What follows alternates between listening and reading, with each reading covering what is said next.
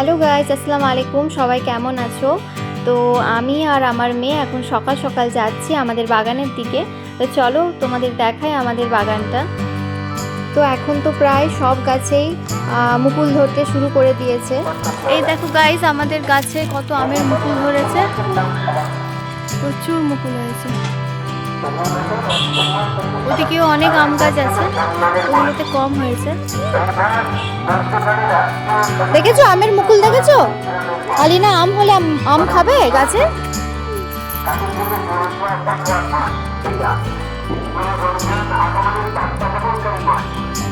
তো এখন যাচ্ছি আমাদের পেছনের দিকে গাছে। তো পেছনের গাছে অনেক শিম হয়েছে। তো চলো তোমাদেরকে দেখায় কত আমাদের গাছে শিম হয়েছে। কত পাখি দেখেছো এসেছে।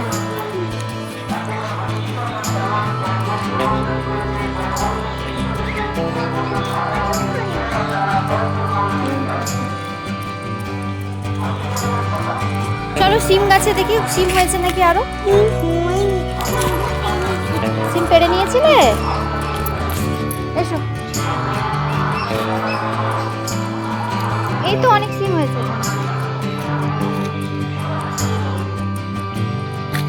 এই তো কত শিম হয়েছে, দেখেছো ভিতরে ভিতরে কত শিম হয়েছে।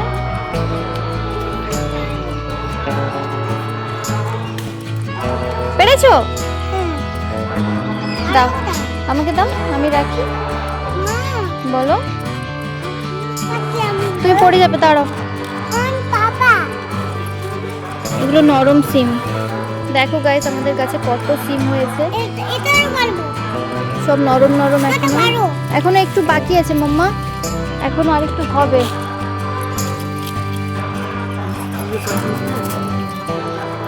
নাও এগুলো নাও, ওগুলো ছোট ছোট বাবু, ওগুলো তুলো না। ওই দেখো ওখানে হয়েছে একটা, নিয়ে নাও। আস্তে করে। এই দেখো সিমে পুরো ভর্তি, দেখেছো পুরো সিমে ভর্তি।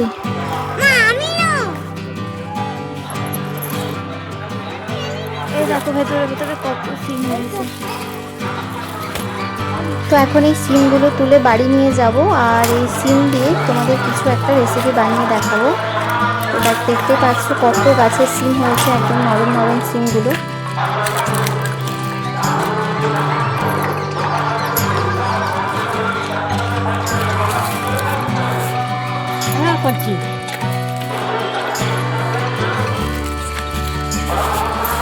দেখেছো কত শুধু সিম।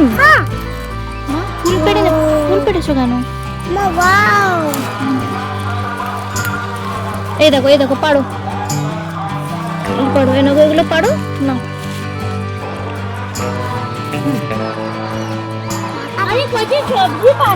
দাও,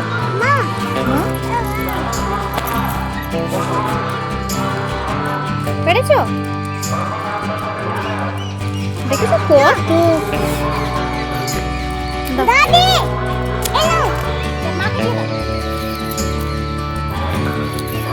গাইস, এখানে আমি, আমার শাশুড়ি আর আমার মেয়ে মিলে এখন সিম তুলছি।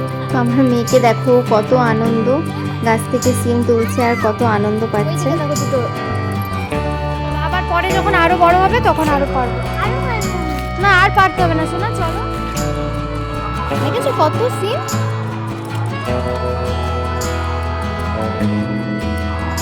এবার চলো, ঠিক আছে গাইস, দেখেছো কত শুধু সিম পেরেছি। আমাদের গাছে আরো এখনো সিম আছে। এখন এগুলো যেহেতু ছোট, পরে এগুলো পারবো। কত সিম পেরেছো?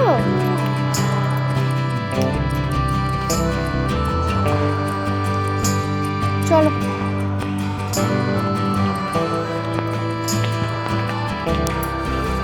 দেখেছো গাইস, এক ঝুড়ি পুরো সিম নিয়ে এসেছি তুলে। আর এই শীতের দিনে সিম ভাজা বলো, সিমের তরকারি বলো, সিমের ভর্তা বলো, খেতে দারুণ লাগে। আরও কিছু আছে গাছে, সেগুলো এখনো ছোট ছোট, তো এগুলো নিয়ে এসেছি, ওগুলো আবার পরে পারবো। তো গাইস, আজ এই সিম দিয়ে আমি বানাবো সিমের ভর্তা বা সিম বাটা, যাই বলো। তো চলো কিভাবে বানাই তোমাদের দেখাই।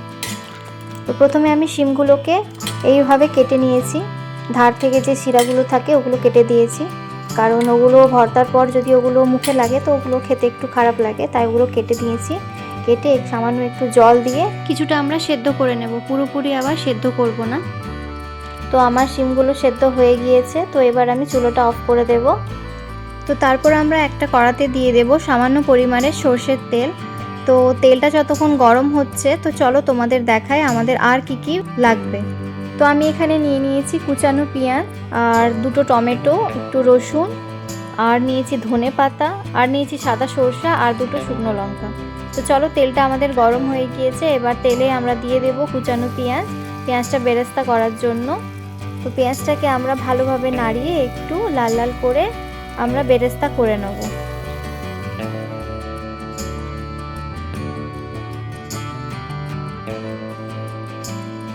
তো আমাদের এখানে বেরেস্তাটাও হয়ে গিয়েছে। তো আমি এখানে শিমগুলোকে জল ঝাড়ার জন্য রেখেছিলাম একটা ঝুড়িতে, তো সব জলগুলো ঝেড়ে গিয়েছে। তারপর একটা মিক্সি জারে সব শিমগুলোকে নিয়ে নেব, আর দিয়ে দেব ওর মধ্যেই ধনে পাতা, দেব রসুন, আর দিয়ে দেব সাদা সরষা আর কালো সরষা।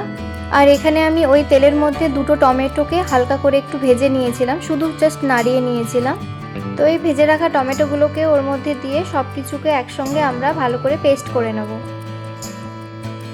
তো চলো, আমাদের পেস্ট হয়ে গিয়েছে। তো দেখতে পাচ্ছ খুব সুন্দর পেস্ট হয়েছে। তো আমরা যে কড়াই যে তেলটা ছিল ওই তেলের মধ্যে দিয়ে দেব অল্প একটু, মানে হাফ চামচের মতো একটু কালো জিরে, আর দিয়ে দেব দুটো শুকনো লঙ্কা। তো শুকনো লঙ্কা আর কালো জিরে দেওয়ার পর একটুখানি নাড়িয়ে চড়িয়ে তারপর আমরা দিয়ে দেব বেটে রাখা শিমগুলোকে। তো এখানে আমাদের খেয়াল রাখতে হবে মিডিয়াম টু লো আঁচেই করতে হবে, কারণ হাই ফ্লেমে করব না, নিচে লেগে যাওয়ারও সম্ভাবনা থাকে, আর এটা প্রচণ্ড পরিমাণে ফুটতে থাকে। তো খুবই সাবধানে আমাদেরকে নাড়াতে হবে। তো দেখতে পাচ্ছ কীভাবে ফুটছে, এগুলো গায়েও ছিটিয়ে পড়তে পারে, তো খুব সাবধানে আমাদেরকে করতে হবে। তো আমি এখানে এখনও পর্যন্ত নুন ব্যবহার করিনি, কারণ যতক্ষণ না জলটা শুকোচ্ছে শিম বাটার ততক্ষণ আমরা এখানে নুনটা দেব না। তো ভালোভাবে যখন একটু গায়ে গায়ে শুকিয়ে আসবে তখন আমরা দেব আন্দাজ মতো নুন। তো দেখো শিম বাটাটা শুকিয়ে আসছে, তো তারপর আমরা দিয়ে দেবো এখানে নুন, আর দেব অল্প একটু চিনি। নুন আর চিনিটা দেওয়ার পরে বেশ কিছুক্ষণ নাড়িয়ে চড়িয়ে তারপর আমরা ওর মধ্যে দিয়ে দেব পেঁয়াজের বেরেস্তা। আর পেঁয়াজের বেরেস্তাটা দেওয়ার পর আমাদের আরও কিছুক্ষণ নাড়াতে হবে। এখানে আমাদের শিম বাটাটাকে ভালো করে নাড়াতে হবে, কারণ যাতে কড়াই লেগে না যায়। ভালো করে নাড়ানো চড়ানোর পরে একদম শুকনো হয়ে গেলে দেখতে পাবে যে কড়ার গা থেকে শিম বাটাটা একদম ছেড়ে গিয়েছে। তারপর আমরা গ্যাসটাকে অফ করে দিয়ে শিম বাটাটাকে কিছুক্ষণের জন্য ঠান্ডা করার জন্য রেখে দেব। আর তারপর আমরা এদিকে পেঁয়াজ আর কাঁচা লঙ্কা কুচিয়ে রেখেছি শিমের ভর্তা বানানোর জন্য। তো তারপর পেঁয়াজ কুচির ওপরে দিয়ে দেব পরিমাণ মতো একটু নুন, আর দিয়ে দেব অল্প একটু পরিমাণে কাঁচা সর্ষের তেল। তো কাঁচা সর্ষের তেল আর নুন দেওয়ার পরে ভালো করে হাত দিয়ে আমরা পেঁয়াজ আর কাঁচা লঙ্কাটাকে ভালো করে মলে নেব। পেঁয়াজ কাঁচা লঙ্কা মোলার পর তারপর আমরা দিয়ে দেব শিম বাটা দেওয়ার পর আমরা আরেকটু ভালো করে হাত দিয়ে মাখিয়ে নেব। তারপরে মাখানোর পর দিয়ে দেব ওপর থেকে একটু কাঁচা সর্ষের তেল। তো বন্ধুরা, আমার শিমের ভর্তা বা শিম বাটা বলো একদম রেডি। তো তোমরাও এভাবে শিম দিয়ে শিম বাটা বা শিমের ভর্তা বানাতে পারো। তো বন্ধুরা, আমার ভিডিওটা তোমাদের কেমন লেগেছে অবশ্যই কমেন্টে জানিও, আর আমার চ্যানেলটাকে অবশ্যই সাবস্ক্রাইব করো, লাইক করো, কমেন্ট করো অ্যান্ড শেয়ার করো। তো এরপরে রেসিপিটা আমি খুব তাড়াতাড়ি তোমাদের সঙ্গে শেয়ার করব।